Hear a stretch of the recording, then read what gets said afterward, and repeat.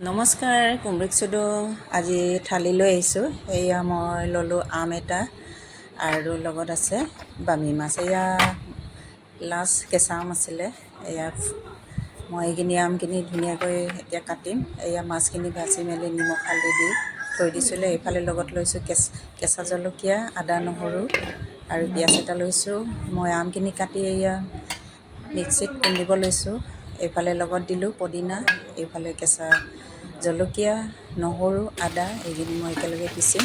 এয়া মাছ ভাজি আছোঁ। মাছখিনি ভাজাৰ তেলতে মই দিম পিঁয়াজ এটা। মই তেল কমকৈ ইউজ কৰোঁ। এইফালে পিঁয়াজখিনি ভাজা হৈ গ'ল, তাতে দিলোঁ মই আমৰ পেষ্ট বনোৱাখিনি ইয়াতে ভাজিছোঁ। এয়া ভাজি আছোঁ ধুনীয়াকৈ। ভাজাৰ পিছত মই ইয়াত গৰম পানী অলপ এড কৰিম। এয়া গৰম পানী অলপ দিলোঁ। ইয়াতে দিম মই ভাজি থোৱা মাছখিনি। ওপৰত দিলোঁ এয়া পালেং আৰু খুতুৰা অলপ ছটিয়াই দিছোঁ। এয়া উতলি অহাৰ লগে লগে মই ভাজা মাছখিনি দি দিলোঁ। এয়া ঢাকোন মাৰি সিজিব দিয়াৰ পিছত এয়া আকৌ দিম লাষ্টত মই জালুক অলপ। এয়া মোৰ থালি ৰেডি কৰি আছোঁ।